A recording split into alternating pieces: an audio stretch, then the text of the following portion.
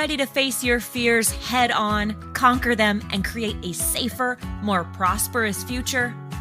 Worried that the world has gone nuts and you've become an insanity magnet? Then grab a cold libation, put on your fuzzy slippers, and get ready to create your own safe space. It's the Safe Space Podcast with your host, Tammy D. For more information and episodes, go to www.saferpodcast.com. That's www.saferpodcast.com. Well, hello, everybody, and welcome back to the Safe Space Podcast with Tammy D. I'm really glad to be with you right now. What I have is a special edition of this program. We're going to be talking again about real estate because I think it's so important, because as real estate goes, our economy goes with it. So whether it's up or down, it makes a big difference to everyone, regardless of whether you have any investments or not. And my very special guest today is an entrepreneur, just a Renaissance man. He's out there doing a lot of things, just like the rest of us, trying to make sure that he's protecting his wealth and all the things that he's worked so hard for. His name is Mike Desrosiers. He's out in the Bay Area, and he is the founder and the CEO and the president and everything of Silicon Maps. And a lot of you who work in Silicon Valley, you might have seen these maps. You might even have them on your cubicles. So he's going to tell you what he sees as an entrepreneur, juggling two different they're completely different aspects. One's he's selling to the public. He's doing a tangible product. The other is more of a service, and he's doing real estate. So how these two come together, and welcome to the program, Mike. I would love to hear more about your background and what got you into all this. Thank you, Tammy. It's a pleasure to be on your podcast. Thank you for inviting me, and I look forward to our call here. I live in Northern California, and right outside of Silicon Valley. So I've been in the marketing and advertising industry for quite some time. 35 years, kind of right at the heart of Silicon Valley. We focus a lot on the high tech and biotech type businesses, since they're right here. It's kind of what started us. I've been in multiple sales related kind of businesses or service kind of businesses for many years, including 35 in this Silicon Maps. But we started off producing city maps and maps of different regions, and started obviously one of Silicon Valley, and that's kind of what's launched our high tech side of the business, which is a large poster map, kind of an aerial view, kind of a Google-ish type map of Silicon Valley that shows where the high-tech companies are located. And back when we started, it was before the internet, believe it or not, and we did it all by hand, and ran out and took pictures of everything and created these in watercolor, pen and ink, and it was quite a production. We had a big office with probably 10 different groups of artists that had these big, large 6 feet by 4 foot art boards, and they were hand painting all of these maps that we were doing of all these different cities. But the Silicon Valley obviously took a lot of interest to it. The companies loved putting their companies, showing their companies on the map, and then using the printed product, the big posters, as a giveaway, kind of a promotional product item for their companies. And we grew into other markets. There's a lot of other regions around the country, and even now around the world, that all are high-tech based, right? Obviously, Silicon Hills in Austin, and Silicon Desert in Arizona, and Silicon Forest in Oregon and Washington. We do a Mass Technology in Massachusetts, another one of the entire Eastern Seaboard, and then we even do a map of Silicon Europe and Silicon World. We do a series of maps also for the biotech industry, Bioscience West and Bioscience East, Global Biomap.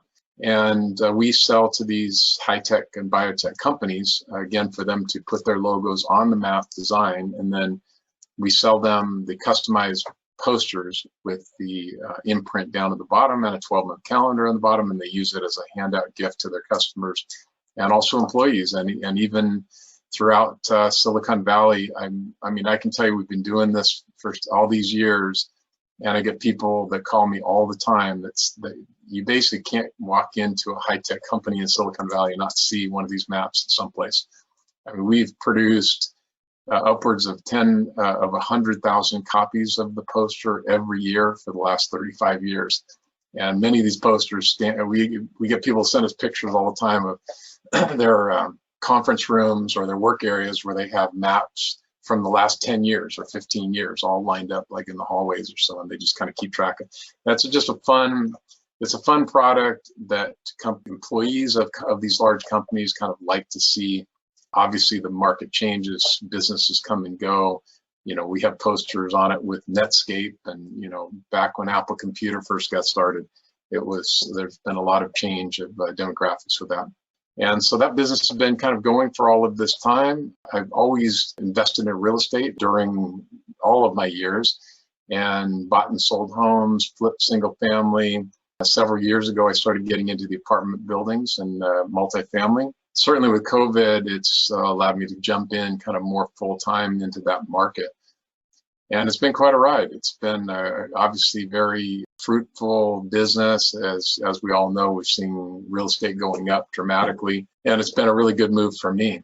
I get asked all the time, where's the market going, and how do I feel? Or maybe I'm getting ahead. I don't know. I'll stop actually and let you ask. No, I mean, that's a really valid consideration. I know that people in Silicon Valley that I've talked to, they almost all like real estate. They have that mentality to do the facts and the figures and the cost of the return, internal rate of return and all those great things that you look at.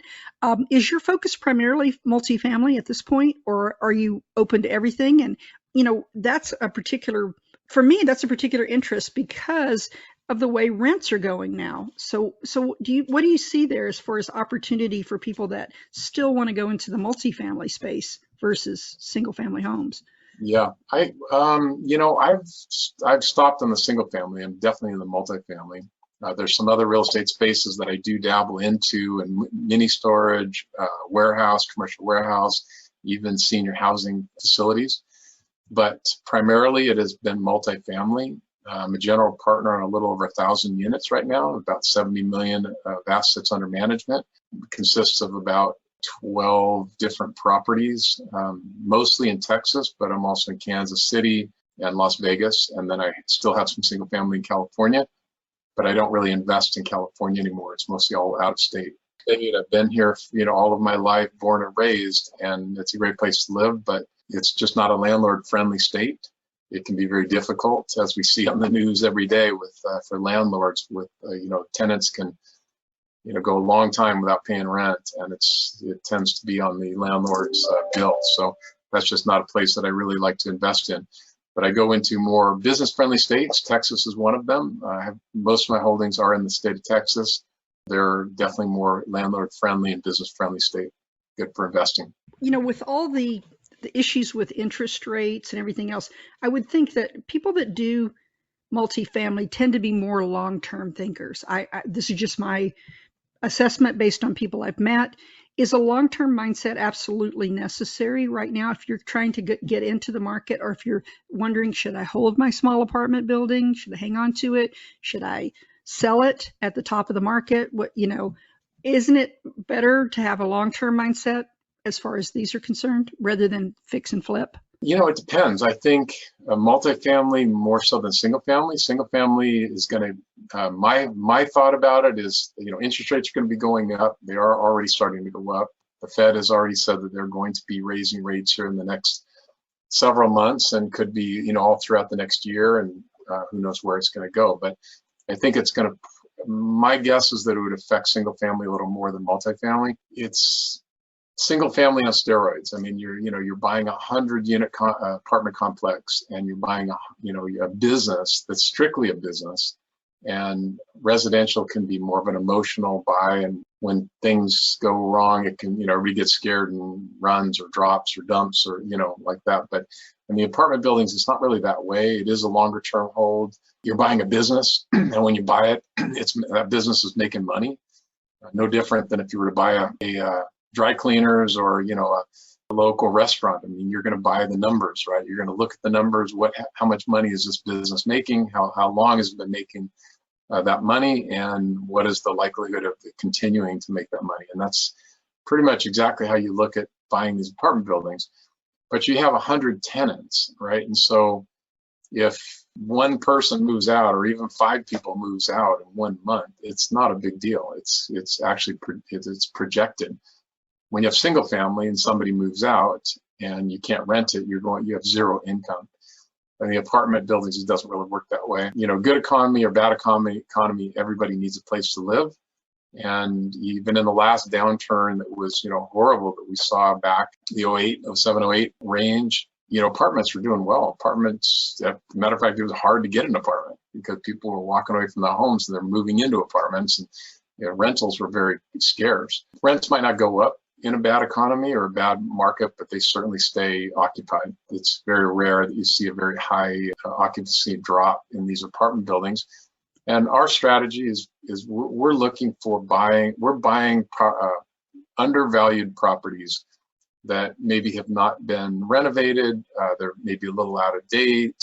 They are managed poorly, which is very common out there. You get a lot of owners that either try to self-manage a big apartment building like that, which is very hard, or you just get owners that have owned a property for a long time. They've had the same property managers running the business for a long time, and they're not really paying attention. They kind of take their eye off the ball. A lot of these people bought these apartment buildings and paid, very little compared to what they're worth now, and so they're making quite a bit of money on a monthly basis, and those checks keep rolling in, and as long as the money keeps rolling in, they don't really give it a lot of attention. We find that all the time. If something happens or they just finally don't want to deal with it anymore, they put it up for sale and their rents are below market, like way below market, especially in this market. And then we're able to come in and give the property a facelift, update the units, renovate the units themselves, and give some exterior amenities to the property. We'll add dog parks, we'll add barbecue pits, or anything that we feel is added value to the property. And then we stabilize it and get the rents to where they should be, and then we turn around and sell. Bring investors in with us for the whole ride, and they're able to we pool our money together along with our investors and buy the property and fix the property up, and then turn around and sell them, usually in about a 3 to 5 year time frame. And that's a really sound strategy. It's proven over the years. I've seen a lot of people do that. Right now, though, with the economy in such a flux and everyone's kind of worried about their cash being in the bank, would it be a good time maybe for like some smaller investors could theoretically get together and buy a building themselves, right? It doesn't have to be a whole bunch of multimillionaires putting money into a syndication. They could actually, I heard of an apartment building in San Francisco recently, for example, where the landlord said, hey, I'm selling the building. You guys are going to all have to get out. And there were like, I think 6 tenants. It was a smaller house that had been subdivided into apartments. And so these 6 people actually got together and were able to get a loan much more easily than if they had bought a single family home, each individually. And they built their own co-op, basically. Is that like a viable strategy for someone who's doesn't have a lot of money to spend on this, but they don't want to, they don't want to pay $3,000 for a 1-bedroom apartment, Absolutely. It's a great strategy. I think that's fantastic, especially if you can do it with your own. If you're buying it with partners that like that, and to buy your own building like that is a terrific strategy. Where you get into the problem is where you're trying to buy it and rent units out, and then you get renters that come in and they stop paying you rent, or and then you can't get them out. That's where the real problem lies. But also with what we do, we are buying these, $10 and $20 million apartment buildings, but our investors are not always, all the millionaires. That's typically not actually the minimum investment, and most of these are about $50,000. So how does this differ? Tell me, because a lot of people don't know this. How does this differ from like a REIT, like a real estate investment trust? How does a syndication differ? So REITs are very similar, but REITs are typically more like typically they're like a publicly traded company or of that size. So you're buying, you are investing into a REIT. Those REITs are, again, they're just much larger businesses, much larger organizations. I find that the returns tend to be a little lower. Some people feel that it's safer because it is it's a larger organization, but it's kind of like buying a stock or something. You're extremely hands off of that. What we do is set up the similar. It is done through syndication. We're a smaller type of business. We tend to offer higher returns. And I think we allow, investors to have a little more information on kind of the investments. We are very investor centric. We're trying to always please our investors. We try to under promise and overperform. The idea is we want them to come back and reinvest with us again over and over. And that makes absolute sense. And you mentioned something that another thing that a lot of people don't understand. What your investors are essentially passive investors. That does not mean they just sit around and do nothing. They do their due diligence and they, do their research. But it means that they're not out there dealing with the clogged toilet every day or whatever if they were not a passive investor. Right. Yeah. The difference between like the two scenarios where you're buying something yourself and running it, that's a job. You are taking on a job. And it can take a lot of time. If you get it stabilized and running fine, and running smooth, then it can take obviously less time, but it's always a job for you. The passive investment is not a job. Sure, you have to do your due diligence on the investment itself before you invest, but after you invest, an active investor is buying your own apartment building or single family. You're doing it either by yourself or you're doing it with some partners, possibly as a joint venture. But it is a job. It definitely is a full-time job, and you have to keep your eye on the ball 100% of the time. If you're experienced and you've done this many times before, then it tends to be much easier. But if not, it can take up a lot of time, and if you take your eye off the ball, it can be you can make very costly mistakes. With the passive investment, you're coming in as exactly that. You don't have to do anything. We are doing all the work. You're investing with us. We are a very experienced team that is able to go in and find the property, purchase it, renovate it, and sell it. And we do all of the legwork. So as a passive investor, you basically get what's called mailbox money. It just shows up in the mailbox. Your only job is to qualify the investment before you invest.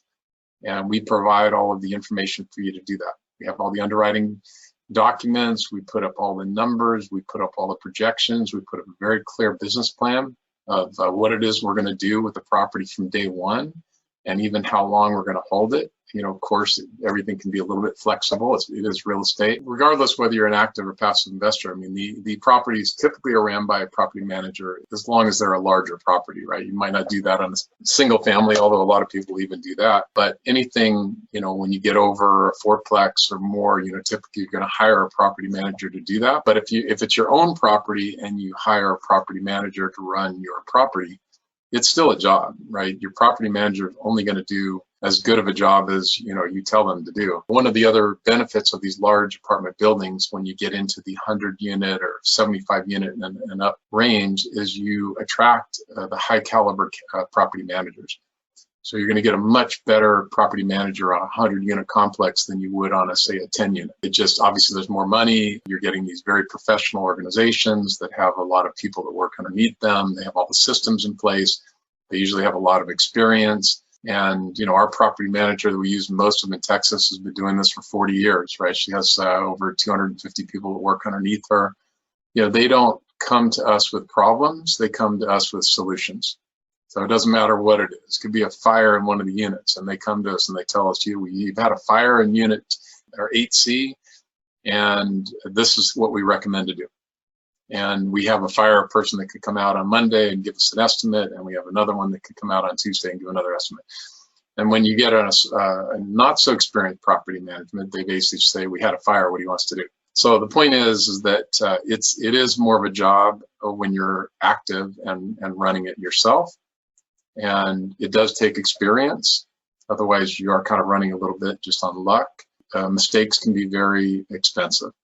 When you invest in a syndication or you invest with a group like us, we have a very experienced team. There's usually anywhere from 4 to 6 people on a general partner team. And we all bring in different experience from different levels and in different areas, and are able to together solve pretty much most all problems that happen. And that's a very valuable piece. So it gives the investor a significant feeling of relief, not having to make all of those decisions, and being with an experienced team Your returns might be a little less than what you would if you were to buy it on your own, if you made all the right decisions, for sure.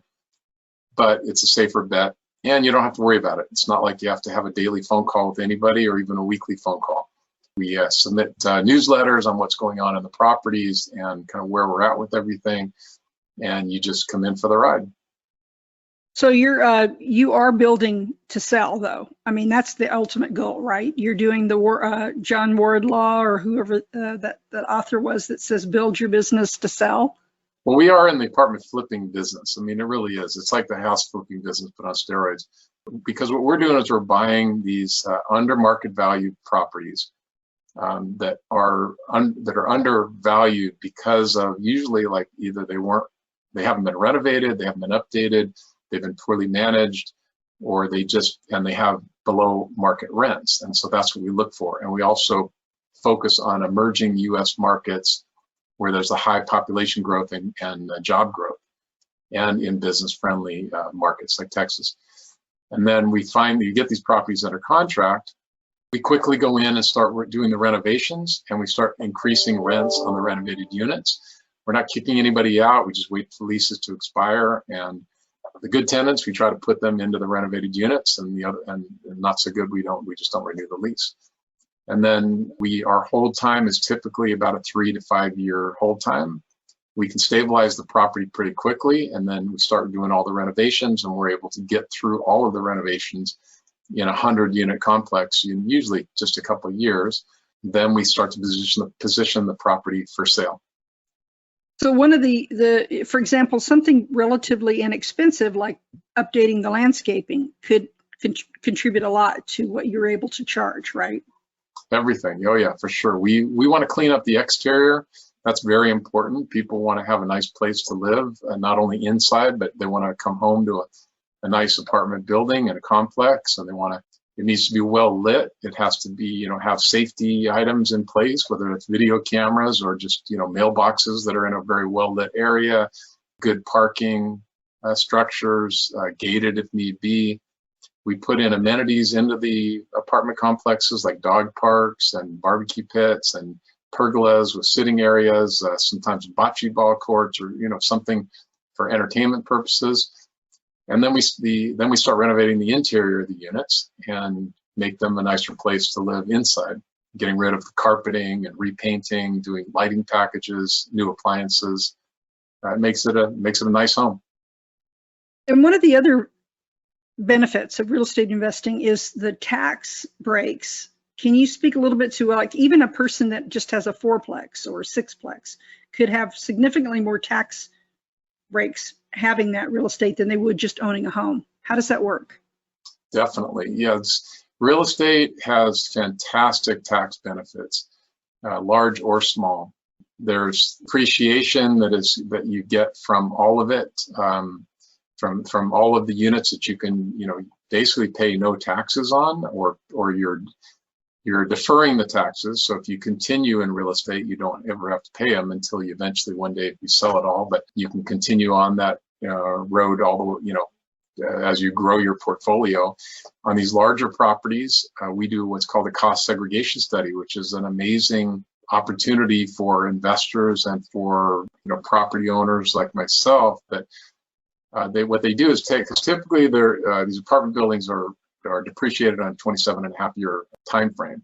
But what they do, we do a cost segregation study, which is done by a certified cost segregation, a CPA, and it's all 100% legally done. And what they do is they take all the assets of the property and they break them down into different buckets. So certain items like all the microwaves and the carpeting and the blinds, in each one of those units, it doesn't, obviously they're not going to last 27.5 years. So they end up putting those into buckets that can be depreciated in 5 years, 2 years, even 1 year. You get a lot of depreciation even in year 1, and that's shared equally with all the investors.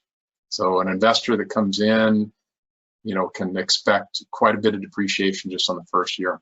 And I mean, I know it's really complex. There's a lot of rules and regulations and timeframes surrounding that, but that is a very powerful tool that you have. You also have, I would suppose you have other types of deductions, probably as well. I don't know if you get deductions for hiring your property manager and things like that. It's got to be a lot more beneficial than just having a home, which to me, when you buy a home and it's your primary residence, it's sort of like a black hole. At least mine has been.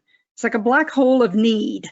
It always needs something to be done. Would you say that now, if people are looking for a safer place, because I know we don't have a whole lot of time here, but if people are looking a safer place to park their money, that a syndication might be a very good choice right now, given the flux in the economy and just the way things are going right now? I think it's an excellent opportunity for people to invest in. It allows the average investor, the average person coming in with, not a lot of money. I mean, 50,000, 100,000, that's a lot of money, but it's not like millions of dollars, right? And they can come in with a smaller amount. They can invest in these large apartment buildings that they would never be able to do on their own, and take advantage of the economies of scale, right? You're able to, everything, you buy 100 units, you're dividing all the costs amongst 100 units instead of just one. Everything is percentage-wise costs a lot less on a larger building like that. You're able to take advantage of the tax breaks, and you're not taking on a job. As we talked about earlier in the podcast, where I'm like, I work a lot in Silicon Valley, and I have a lot of clients that are high tech and in biotech that have come into these syndications and invested with me. They work hard. They, got great jobs. They pay really, very well. I mean, obviously Silicon Valley, a starting pay can be, upwards of 200K and above, but they work like dogs, right? They're behind the computer all day, every day, and sometimes nights and weekends. And they don't necessarily even know what to do with the money. A lot of times it just sits in their checking account. So this is a great opportunity for them to be able to make their money working for them. It accelerates your net worth dramatically over a period of time, because you can still continue to work your job and still continue to make your high-paying salary, but then you have this money making money for you on the side as well too, and take advantage of the tax breaks, and you don't have the job duties that would come with trying to flip homes yourself or purchase them. Exactly. And then if you really get into it and you really love the real estate space, you can always become a syndicator yourself at some point. I really do like that among syndicators and people that do that type of work, there is a sort of a cooperation. It's not as cutthroat as some other industries I've noticed, and people are really willing to share their expertise like you are, and other people that will help you along the way, so you're not out there by yourself if you're thinking about doing this. But finally, I just wanted to say, with the banks the way they are right now, there's a lot of, the banks are being very strict now with almost every kind of loan. All kinds of weirdness is going on with the big banks. Is it easier to get a loan? If I went up there and I said, hey, Mike Desrosiers has this awesome property and I'd like to borrow a little bit of money to put into this, is that possible? Or how easy it is for you as a syndicator to borrow money to get the banks to write off on this, to sign off on this? Well, when we're buying a property, one of the other beauties about a large property like this is that the property really qualifies itself. I mean, we have to have the experience on our general partner team, and we have to have net worth to cover several months of the loans. But generally, it's the property itself that is qualifying for the loan. These are also typically non-recourse loans as well too, which is not the case in single family.